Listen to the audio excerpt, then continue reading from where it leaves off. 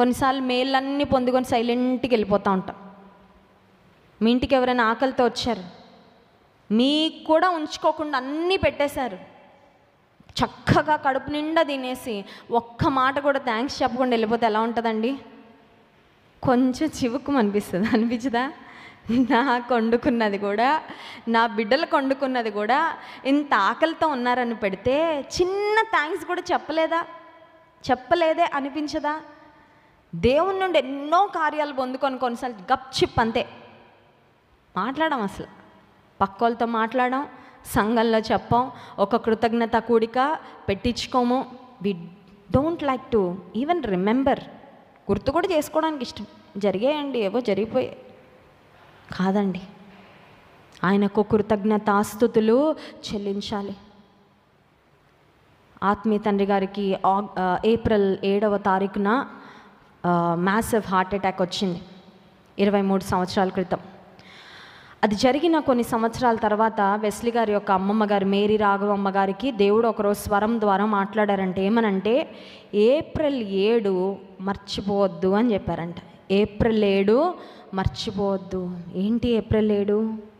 ఆత్మీయ తండ్రి గారికి దేవుడు ఇంకొక జీవితం ఇచ్చిన, ఒకవేళ ఆ రోజు ఆత్మీయ తండ్రి గారు బ్రతికుండకపోయింటే కుటుంబం ఇట్లా ఉండేది కాదు, ఈ సంఘం ఇలా ఉండేది కాదు, ఈ సేవ ఇలా ఉండేది కాదు.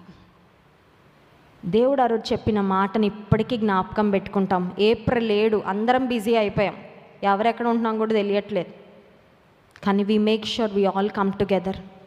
ఆత్మీయ తల్లిదండ్రులు, షకినా గ్లోరీ గారి కుటుంబం, పాల్ ఇమాన్యుల్ గారి కుటుంబం, మా కుటుంబం అందరం కలిసి ఆ రోజు ఖచ్చితంగా దేవునికి కృతజ్ఞత చెల్లిస్తామండి. ఎందుకంటే 23 సంవత్సరాల క్రితం నువ్వు చేసిన ఆ కార్యం అయ్యా, నువ్వు ఇప్పటికీ సజీవు లెక్కలో నీ దాసునుంచావు, మేము మర్చిపోం.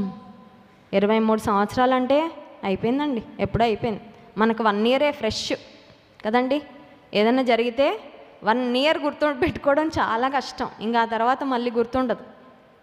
దేవుడు చేసిన కార్యములను, ఆయన క్రియలను జనములలో ఆయన క్రియలను ప్రచురము. నాకు దేవుడు ఎప్పుడైనా ప్రేరేపణ ఇస్తూ ఉంటే నా జీవితంలో చేసిన కార్యాల గురించి నేను చెప్తానండి ఖచ్చితంగా. కొంతమంది అనొచ్చు, ఆమె లైఫ్లో చేసింది ఎందుకు చెప్తుంది, ఎవరో గురించి కానీ నాకు చేసింది నేను చెప్తా. ఎందుకంటే I have experience the goodness of God. నేను దేవుని మంచితనాన్ని అనుభవించా, నేను చెప్పుకుంటానా దేవుడు నాకు చేసిన కార్యాల గురించి? నువ్వు చెప్పుకుంటున్నావా?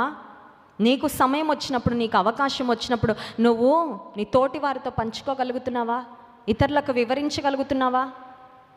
చాలామంది నన్ను కలిసి వారి పర్సనల్ ఎక్స్పీరియన్సెస్ చెప్పుకుంటూ ఉంటారు, వారి అనుభవాలు చెప్పుకుంటూ ఉంటారు. చాలా జాగ్రత్తగా వింటాను నేను.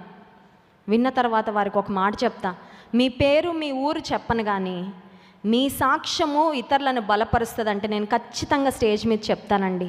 మీ పేరు చెప్పను, మీ ఊరు చెప్పను, కానీ మీ సాక్ష్యాన్ని మాత్రం ఎక్కడో ఒక దగ్గర దేవుడు నాకు ప్రేరేపణ ఇచ్చిన దగ్గర చెప్తాను. ఎందుకంటే దేవుడు మీకు చేసిన మేలు ప్రజలలో, జనములలో వివరించబడాలి. అది అప్పుడే ఆయనకు కృతజ్ఞత స్తుతులు చెల్లించినట్లు, నిజంగా మనము గ్రాటిట్యూడ్ చూపించినట్లు. ఎప్పుడంటే మనం వివరించినప్పుడే జనములలో ఆయనకు కృతజ్ఞతాస్తుతులు చెల్లించాలి. Thanks giving. 107వ కీర్తన 1వ వచనం కూడా ఒకసారి చదువుకొని లాస్ట్ పాయింట్కి వెళ్ళిపోదాం. చూడండి, సమయం అయిపోతుంది. 107వ కీర్తన 1వ వచనం, యెహోవా దయాళుడు, ఆయనకు కృతజ్ఞతాస్తుతులు చెల్లించుడి, ఆయన కృప నిరంతరం ఉండును. యెహోవా దయాళుడు, ఆయనకు కృతజ్ఞతాస్తుతులు చెల్లించుడి. ఎప్పుడు మన హృదయంలో ఇది రింగ్ అవుతూనే ఉండాలి. యెహోవా దయాళుడు, ఆయనకు కృతజ్ఞతాస్తుతులు చెల్లించుడి, ఆయన కృప నిరంతరము, ఆయన కృప నిత్యము ఉండే కృప. కృతజ్ఞతాస్తుతులు కూడా నిత్యము చెల్లిస్తూనే we should keep continuously giving thanks to the Lord in all circumstances. అన్ని పరిస్థితుల్లో దేవునికి కృతజ్ఞతాస్తుతులు చెల్లిస్తూనే ఉండాలి. హల్లెలూయా.